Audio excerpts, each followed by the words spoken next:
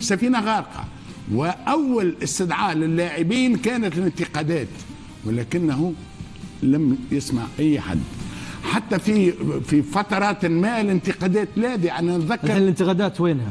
انتقاد هذا ربما من الميزات المدرب الأجنبي الذي لا يستمع إلى لغة الشارع. كأنك تقول المدرب الوطني ارجع هاو بالتاريخ، حسام حسن، الرقراقي، سامي الطرابلسي، بالطبع يستمعون؟ لا يعيشون، يتأثرون بالطبع، يملكون الخبرة يا فتحي. لا بالطبع. اسمع شو، احنا ما نتكلم على الكل، لكن هناك من يملك الخبرة. يا ولدي انا ما نناقش كفاءة المدرب الرقراقي او حسام حسن او لا، وانما تأثير الشارع. الضغط من الشارع مش قيمة على مدرب. بس قد يفسر كلامك انك تدعو الى المدرب الأجنبي بالنسبة لتونس بالكل. لا وتحرم المدرب الوطني، وحتى وان كان كفاءة. هذا يفسر كلام فتحي. لا ما عندك ما تفسر يا ولدي هالتهمة.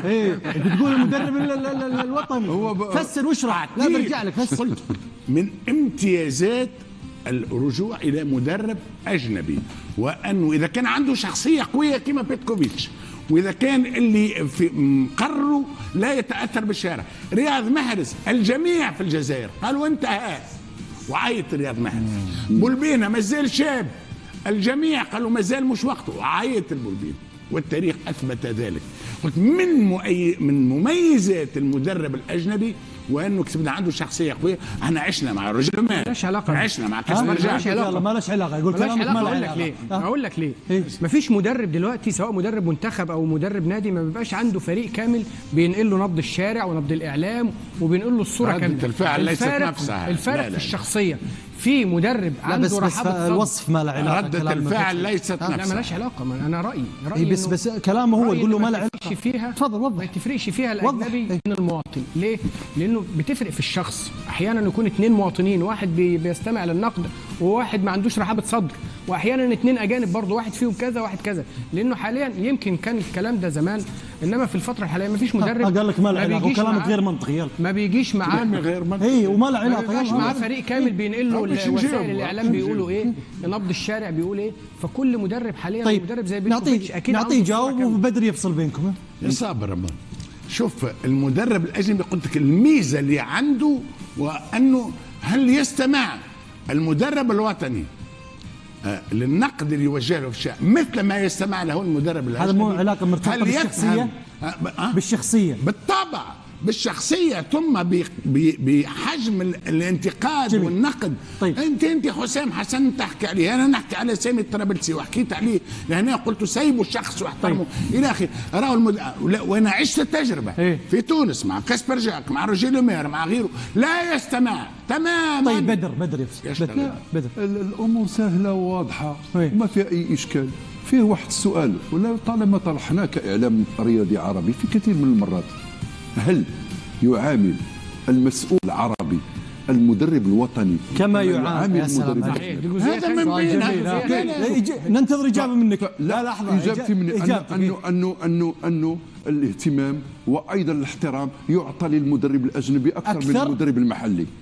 اكثر من المدرب المحلي. اكثر. انا عندنا مثل في تونس. احنا نسال وننتظر الاجابه. يوضح بس. انا اعطيك لكن هذا لا يمنع انه بعض المدرب الاجانب حسب علمي انا، بحسب المدرب الاجانب اللي مروا عندنا من المغرب، انا بتكلم على اللي يخصني انا كمغرب، في مدربين اجانب لما يجوا يطالبون يوميا بمختصرات لما يتحدث عنه الاعلام، لانه يريد ان يستفيد من الشق الايجابي. ايوه يقول له ماذا يقول الاعلام، ماذا ينقد، ماذا يلاحظ، بماذا يطالب، لكن هذا لا يؤثر على عمله بطريقه مباشره. شنو المثل اللي كنت تقوله؟ مثل قنديل باب مناره ما يذوي كان على البراني. مرة ثانية قنديل باب مناره هي جهه في تونس. ما يضوي مزمار الحي لا يطرب. ما يضوي ما يشعل. اوكي كان على البراني معناها ورد البلاد ما نحترموش، ورد البلاد ما يضويش عليه، لكن ورد البلاد يقعد في الظلام. زيد وحيد بس وحيد عندي رأي في هذا الموضوع. لما نقول انه وليد البلاد محقور في حالة واحدة، إذا كان هذا المدرب من طينة الكبار، هل نملك الآن مدرب كبير يقود منتخبات اللي فيها ابراهيم دياز، اللي فيها محمد صلاح، مدربين محليين، لا اعتقد اننا نملك. لا موجودين. دقيقه فقط. لما نقارن الان مدرب بيتكوفيتش بتاريخه مع المنتخب السويسري، كان يدير نجوما في المنتخب السويسري، كان يدرب لاتزيو بنجومه، حقق معهم الكاس. لكن لما نقارن بيتكوفيتش مع مدرب مثلا، لا انقص في لا انت جزائري، انت جزائري، قارن ما بين بيتكوفيتش مع جمال بن ماضي. لا يمكن له ان يتعامل بنفس الطريقه مع محرز، لانه بالماضي يرى في محرز اسطوره. ترى شخصيته قويه. لا دقيقه فقط، خليني لا بس كمل. بالماضي مدرب كبير وكان لاعبا نجما، لكن لم يكن اسطوره في المنتخب الجزائري لكي يكبح جماح مثلا محرز او يقوم بتغييره. اما بيتكوفيتش لانه درب لاعبين كبار في المنتخب السويسري، بامكانه ان يخرج محرز. قد يفسر كلامك، قد يفسر كلامك ان قد استنقاص لجمال بن ماضي. لا انا مش استنقاص، ان ما عنده ضبط للمجموعه. هذا الكلام ينطبق على المنتخب المصري مع حسام حسن. هل يمكن لحسام حسن ان ياخذ قرار بإخراج محرز محمد صلاح في الدقيقة 80 والمنتخب المصري يحتاج؟ ما لعب محمد صلاح ما لعب، صعب جدا. بس خلاص لأنه الكبير المقارنات أحيانا تكون ظالما. لا بس من حق وحيدا أنا رأيي بالنسبة للمنتخب. أنا أرد عليك في الجزئيتين. بالطبع أنت وصفك لجمال بالماضي بهذا الطريقة في انتقاص لجمال بالماضي، وجمال بالماضي احنا تعاملنا معاه وانت تعاملت معاه. أنا تساءلت انت تجيب صح كلام يعني. لا تماما. أنا تساءلت. وتاريخ جمال بالماضي بالعكس احنا كنا احيانا بنعيب عليه انه قوي زياده عن اللزوم، شخصيته قويه زياده عن كنا بنعيب عليه دي. انما انت ذهبت بعيدا يا تجيبها بالعكس، ده مش طيب. حسام حسن ليه ما يخرجش محمد صلاح؟ يخرجه، بس محمد صلاح ما بيخرجش لانه قيمه كاداء فني كقيمه. انما دلوقتي مشكله قيمه حتى لو كان المستوى مشكله ثابت يعني المستوى يخرجه. ده حسام حسن. حسام حسن كمان اسم كبير. اسمه حسام حسن اسطوره. هل يقارن مع محمد صلاح؟ يا سيدي العزيز، هل يقارن مع محمد صلاح؟ سؤال وحيد. حسام حسن لا يقل قيمه عن محمد صلاح. بس ده بره مصر وده داخل مصر. صابر ذهبت في داخل القاره بعيد في الموضوع. بس ذهب بعيد يعني اسمه كقيمه. حسام حسن اسطوره من اساطير يعني كره القدم المصريه، يضبط المجموعه وبالطبع قادر على ضبط المجموعه لو فيها 10 من محمد صلاح. مش ده مدرب يا سيدي قائد للفريق. جميل يا صابر يا صابر خلاص بس معلش يا رجال. جمال بالماضي قاد المنتخب الجزائري للتتويج باللقب الافريقي. رجل له قيمته، صحيح. له مكانته. ثم ايضا هذا كلام وحيد مش كلام. لا انا بتكلم عن الاطار الوطني. الاطار الوطني قادر ينجح لما يعطاه الاحترام الذي يستحق والامكانيات التي تستحق. ونعطيك مثال بسيط جدا. اليوم الكل يتغنى بكرة القدم المغربية على مستوى الانجازات. نصف نهائي كاس العالم، صحيح. كاس العالم للشباب، مختلف الفئات، وكل الفئات يدربوها، ورجال وسيدات، ورجال اطر مغربيه، ما عدا منتخب السيدات الكبيرات يدربه مدرب اسباني الذي قاد منتخب اسباني للتتويج بطل العالم. لكن كل الاطر التقنيه مغربيه 100%، لكن موضوعة في إطار صحيح وتعطاها الإمكانيات. واحد بدر الدين، أنت تتحدث في موضوع آخر. أنا لم أقل في بالماضي، قلت أنه بالماضي في وقت ما مع المنتخب الجزائري لم يكن بإمكانه أن يخرج محرز. أما بيتكوفيتش يتعامل معه بصراحة، هو مدرب كبير. ممتاز. فتحي هذا هو الفرق. فتحي بغض يفسر كلام بدر. لا لأن وليد الرقراقي كذلك وطني ونتج عنه مشروع ناجح كما ذكر بدر. لا باش نحكي على ضوء كلام وحيد قالها. هل يقدر وليد الرقراقي باش يتعامل ويخرج ابراهيم دياز؟ وهل يقدر حسام حسن باش يخرج محمد صلاح؟ اما بيتكوفيتش يقدر يعيشك. احنا عمري ما نشدت وشكرت مدرب وخصاله اكثر من بيتكوفيتش. نحترموه كذا، ما نقزموش الناس الاخرين. لا ابدا، ما نقزموش الناس الاخرين. شنو معناها؟ وليد الرقراقي اللي وصل المغرب لاعلى المراتب، خلى قاره كامله تنتفض، ولا وليد يخاف من ابراهيم دياز؟ لا بدليل فتحي. لا خلينا نكمل. ما قاطعكم يا اخي فتحي ما يكمل. يا اخي فتحي يكمل. لا بس عفوا يعيشك. قلت وسمعتك. مش معقول. اسمع، بيتكوفيتش احسن مدرب في العالم، وليد الرقراقي مدرب رائع، وحسام حسن اسطوره ومدرب ممتاز، ما نقلوش، ما نقصوش عايشكم. حتى وصلت انت الى حد حتى بالماضي نحيت له الماضي نتاعو. لا هو قال هو فكره، بس هذه شوف الاخيره انت ذكرتها مع رياض محرز، صح؟ قالها بالضبط. انت ذكرتها مع رياض محرز، ذكرتها مع رياض اول مره محرز يخرج بالمنتخب الجزائري في الشوط الثاني، لانه لم يعد رياض محرز اللي كان.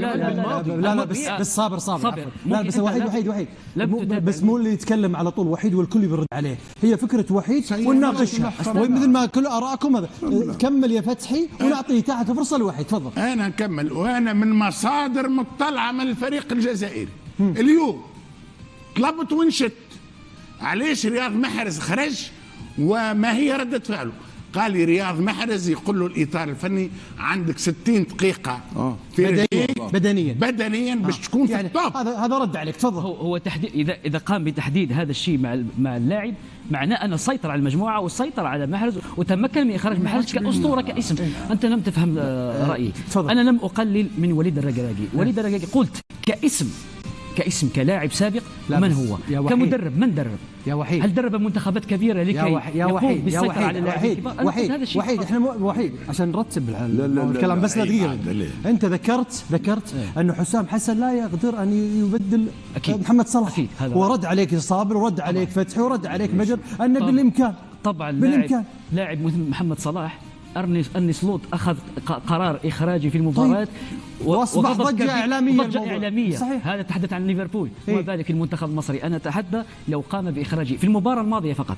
محمد صلاح هو سجل. خلينا يا جماعة بس خلوه يكمل أنا محتاج أرد لأنه خلاص آخر مباراة تختم فيها يا وحيد. محمد صلاح قبل ما يسجل هل كان موجودا في المباراة؟ لم أشاهد محمد صلاح. جميل. لم تشاهد. لو مدرب كبير كان سيخرج. بس تفضل. أنا عايزك تفرق ما بين قيمة لاعب في الفترة الحالية وقيمة لاعب كان متألقا في الفترات الماضية. محمد صلاح حتى الآن زي ما بنقولها بلغة الكرة واقف على رجليه، يقدر يصنع لك الفارق في أي لحظة. جمال بالماضي إذا كان ما بيخرجش رياض محرز في السابق، لأن رياض محرز من 4-5 سنين غير رياض محرز النهارده، فارق كبير. ممكن يدي لك 60 دقيقة 65 70 دقيقة، إنما مش هيبدأ. مش معنى كده إن هو جمال بالماضي ما كانش بيخرجه عشان مثلا خايف منه أو هو شخصيته مش قادر على إخراجه، لا بالعكس، لأنه قيمة في الملعب وده مدرب فاهم، مش مجرد هيغير عشان يثبت شخصيته. هذا النقاش وهذا آراء. يا فتحي يا بدر، ونبدأ مع بدر. هل هي فارق ما بين المدرب الوطني وتمجيد المدرب الوطني على الكفاءة لمدرب الأجنبي، ولا هناك بعض الأمور في تعاملها تختلف ما بين مدرب أجنبي ومدرب وطني؟ مشاري حتى أكون أمين معك، أنا كنت من أشد المدافعين عن الإطار التقني الوطني، من أشد المدافعين. لا أرفض اللجوء إلى الخبرات الأجنبية أبدا، لأنني منفتح، لكن يجب أن نحترم الإطار التقني الوطني، الظروف التي يعمل فيها، الإمكانيات التي ترصد له، يصنع منها العجب. فلذلك لا بد أنه يوجد منا أقل احترام ممكن. تكلم وحيد على وليد الركراكي. حقيقة وليد الركراكي ما درب لا أستون فيلا ولا ليفربول ولا كذا، لكن درب منتخب المغرب الذي وصل إلى نصف نهائي كأس العالم. صحيح. وأنا أذكر أحد الصحفيين المغاربة ذهب إلى ساوث جيت وهو يلعب نهائي بطولة أوروبا للأمم أمام من؟ أمام إيطاليا، وسأله ما هي النصيحة التي تريد أن تعطيها لوليد الركراكي؟ قال له ساوث جيت بمنتهى التواضع: أنا من يجب أن يعطيني وليد الركراكي النصائح، لأن وليد الركراكي مدربكم وصل إلى نصف نهائي كأس العالم وأنا ما وصلت مع منتخب الجزائر. نختم بموضوع المدرب مع بيكتوفيتش، مدرب المنتخب الجزائري يستحق الثناء للسيطرة طبعا، لتغيير الهوية، عودة شخصية الجزائر وانتصارات بإقناع ومستوى فني عالي، والروح والتحضير الفني والبدني والذهني. لا مدرب، أنا قلتها من أول حصة، قلت مدرب رائع على كل المستويات، خاصة على مستوى أنه كيفية التعامل مع المقابلة، كيفية إدارة المقابلة، وهو رائد هادئ، كيف يقوم بالتغييرات، ظهر عنده فكر، ظهر عنده الفريق. شوف نتفرج فريق الجزائري كي نتفرج فيه عنده أسلوب، فريق الجزائري عنده بصمه بتاع بيتكوفيتش. نتفرج الراء نعرف، حتى ما نفهمش ما نحللش، نفهم الراء، نفهم فما فريق عنده روح، عنده اسلوب، عنده فنيات، كل شيء. فرق اخرى حتى عربيه الحقيقه راه فيها شويه فوضى عارمه. الفريق